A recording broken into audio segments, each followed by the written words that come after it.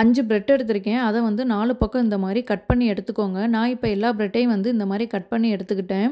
இப்போ அதை தனியாக வச்சுட்டு அதுக்கு தேவையான ஸ்டஃப் தான் ரெடி பண்ணணும். அதுக்கு 2 உருளைக்கிழங்கு, வெங்காயம், கொத்தமல்லி, மிளகாத்தூள், மல்லித்தூள், உப்பு, சாட் மசாலா, கரம் மசாலா எல்லாம் போட்டு நல்லா பிசைஞ்சு அதையுமே ரோல் பண்ணி தனியாக வச்சுருங்க. இப்போ வந்து ஒரு கப்பில் 2 ஸ்பூன் கார்ன்ஃப்ளவர் போட்டு கொஞ்சமாக தண்ணி ஊற்றி கெட்டி இல்லாமல் நல்லா மிக்ஸ் பண்ணி வச்சுருங்க. நான் வந்து ஒரு பிளேட்டில் கொஞ்சமாக பிரெட் க்ரம்ஸ் எடுத்திருக்கேன். உங்ககிட்ட இல்லை அப்படின்னா நம்ம 4 பக்கம் கட் பண்ணி எடுத்தோம்ல, அதெல்லாம் வந்து மிக்சியில் போட்டு நல்லா பொடி பண்ணி வச்சுக்கோங்க. இப்போ வந்து நம்ம ரெடி பண்ணி வச்சுருக்க ஸ்டஃப் எடுத்து ப்ரெட்டில் வச்சு அதை நல்லா ரோல் பண்ணிவிட்டு இதில் ஒரு கோட்டிங் அதில் ஒரு கோட்டிங் சொல்லிவிட்டு எல்லா ரோலையும் வந்து இந்த மாதிரி வந்து நல்லா கோட் பண்ணி வச்சுருங்க.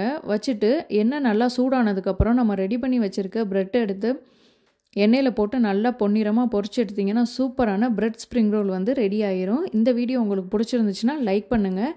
மறக்காமல் நம்ம சேனலை சப்ஸ்கிரைப் பண்ணிடுங்க. தேங்க்யூ.